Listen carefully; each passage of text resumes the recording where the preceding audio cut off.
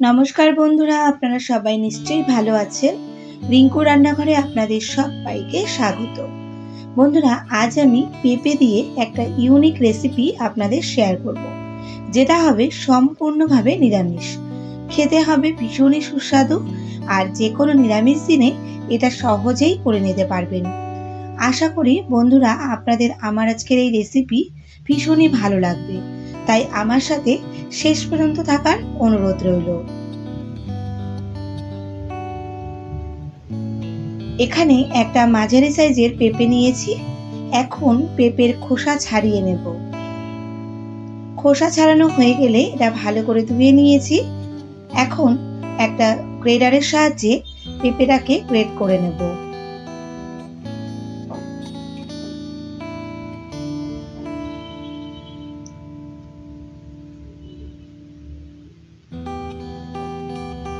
পুরো পেঁপেটাকে এইভাবে গ্রেড করে নিয়েছি। আর এখন পেঁপেটাকে গ্রেড করতে করতে একটা আলু সেদ্ধ করে নিয়েছিলাম, সেটা এই পেঁপের মধ্যে দিয়ে দেব। সাথে বাইন্ডিং এর জন্য দেব 2 চামচ বেসন,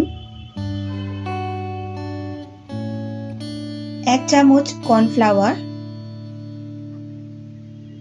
স্বাদ মতো লবণ,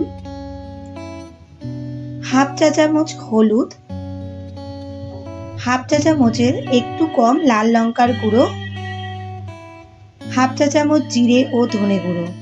সবকিছু এখন একসাথে মেখে নেব। আর এমন ভাবে মাখতে হবে যেন এটা আঠালো আঠালো হয়ে যায়।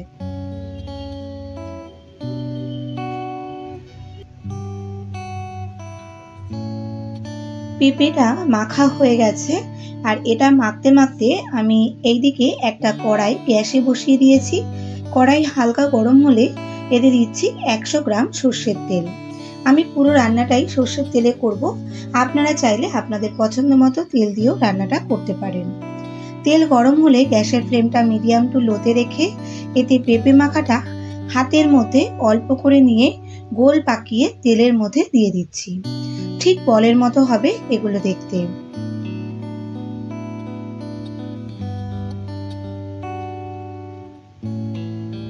সবগুলো দিয়ে এগুলো অল্প আঁচে ভেজে নেব। আর এই সময় আমি একটা গ্রেভির জন্য মশলা রেডি করব। তার জন্য এখানে একটা মিক্সার জারে নিচ্ছি একটা টমেটো, 1 ইঞ্চির একটু কম আদা, 2টো কাঁচা লঙ্কা আর 1 মুঠো চীনাবাদাম। দেখুন বন্ধুরা, পেস্টটা কতটা সুন্দর হয়েছে। সামান্য একটু জল দিয়ে এটা খুব সুন্দর একটা পেস্ট তৈরি করে নিয়েছিলাম। মশলাটা রেডি করে এইদিকে পেঁপের বলগুলোর এক সাইড ভাজা হয়ে গেছে। এখন এগুলো উল্টে নিচ্ছি। 2 পাশ খুব সুন্দর করে ভেজে নিয়ে একটু সময় নিয়ে তবে ভাজতে হবে, নইলে বাইরেটা পুড়ে গিয়ে ভেতরটা হবে না। এইভাবে ভেজে নিয়ে আমি এখন এগুলো তুলে নেব। আর একইভাবে আমি আরো কয়েকটা বল ভেজে নেব। বন্ধুরা, কেমন লাগছে আমার আজকের এই রেসিপি কমেন্ট করে কিন্তু অবশ্যই জানাবেন। আর আমার যেসব বন্ধুরা এখন আমার চ্যানেলটি সাবস্ক্রাইব করেননি তাদের কাছে আমার রিকোয়েস্ট, আপনারা এইরকম নিত্য নতুন ঘরোয়া রান্না যদি আরো দেখতে চান তবে আমার চ্যানেলটি সাবস্ক্রাইব করে আমার পাশে থাকবেন এবং পাশে থাকা বেল আইকনটি ক্লিক করে দেবেন, যাতে আমার পরবর্তী ভিডিও নোটিফিকেশনটি আপনার কাছে সবার আগে পৌঁছে যায়। ঠিক একইভাবে আমি আরো কয়েকটা ভেজে নিয়েছি। আর সবকটা ভাজা হয়ে গেলে এখন কিছুটা তেল তুলে নেব, কারণ গ্রেভিতে আমার এতটা তেল প্রয়োজন হবে না। তেল মোটামুটি এখানে আমি 2 টেবিল চামচের মতো রেখে এর মধ্যে ফোড়নে দিয়েছিলাম হাফ চামচ কালো জিরে। কালো জিরে দিয়ে সুগন্ধ ছড়ালে এর মধ্যে দিয়েছি পেস্ট করে রাখা মশলাটা। এখন মশলাটা একটু নাড়াচাড়া করে নেব। তারপর আমি এর মধ্যে দেব 1 চা চামচের একটু কম হলুদ, 1 চা চামচ কাশ্মীরি লঙ্কার গুঁড়ো, 1 চা চামচ জিরে ও ধনে গুঁড়ো, 1 চা চামচ চিনি ও স্বাদ মতো লবণ। যেহেতু বন্ধুরা এটা একটা নিরামিষ পদ, তাই একটু মিষ্টি মিষ্টি হলেই এটা খেতে বেশি ভালো লাগবে। তাই ঝালের পরিমাণটা আমি কম দিয়ে মিষ্টিটা একটু বেশি দিয়েছি। গুঁড়ো মশলা দিয়ে ভালো করে মিশিয়ে নিয়ে তারপর এর মধ্যে মিক্সার জার ধুয়ে সামান্য জল দিয়ে মশলাটা ভালো করে কষিয়ে নেব। মশলাটা এইভাবে একটু মিশিয়ে নিচ্ছি। আর আর এই সময় গ্যাসের ফ্লেমটা একদম লো টু মিডিয়াম রেখে মশলাটা কষাতে হবে। মশলাটা থেকে দেখুন বন্ধুরা তেল ছেড়ে এসেছে। যেহেতু বাদাম দেওয়া তাই আমি একটু ভালো করে নাড়িয়ে চাড়িয়ে নিচ্ছি। এখন আমি গ্রেভির জন্য দেব পরিমাণ মতো জল। বন্ধুরা এই রান্নাটিতে কিন্তু খুব বেশি ঝোল হবে না, তাই সেটা বুঝেই এখানে জলটা দিতে হবে। জল দিয়ে মশলার সাথে ভালো করে মিশিয়ে এটা ঢাকা চাপা দিয়ে ফুটিয়ে নেব।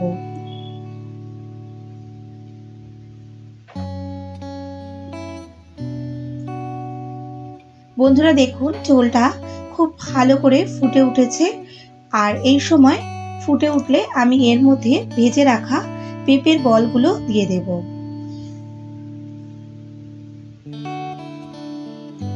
পেঁপের বলগুলো দিয়ে আমি আবারও 5 মিনিটের জন্য ফুটিয়ে নেব, যাতে পেঁপের বলগুলোর মধ্যে সমস্ত মশলার স্বাদটা পরিপূর্ণভাবে ঢুকে যায়। 5 মিনিট এইভাবে ঢেকে দিয়েছি। আর 5 মিনিট পর এখন আমি একটু নাড়িয়ে চাড়িয়ে এর মধ্যে গরম মশলা গুঁড়ো দেব। আর বন্ধুরা ঝোলটা কিন্তু একটু পাতলা রাখতে হবে, নইলে যেহেতু বাদাম দেওয়া আছে পরে কিন্তু এটা আরো ঘন হয়ে যাবে। গরম মশলা গুঁড়ো দিয়েছি, সাথে দিচ্ছি সামান্য ধনেপাতা কুচি। এরপর এটা ভালো করে মিশিয়ে নিয়ে এইভাবে নামিয়েও পরিবেশন করা যায়। কিন্তু আমি আরো একটু টেস্টের জন্য এতে দেব সামান্য একটু ঘি। যেহেতু নিরামিষ রান্না তাই ঘি দিলে কিন্তু এর টেস্টটা অনেক গুণে বেড়ে যায়। ঘি দিয়ে আবারও ভালো করে মিশিয়ে নিলেই তৈরি নিরামিষ পেঁপের কোপ্তাকারি। কেমন লাগলো বন্ধুরা? বাড়িতে একবার এইভাবে বানিয়ে দেখুন, অসাধারণ হয় খেতে। এটা নামিয়ে ভাত, রুটি, পরোটার সাথে খান, দেখবেন কতটা ভালো লাগে।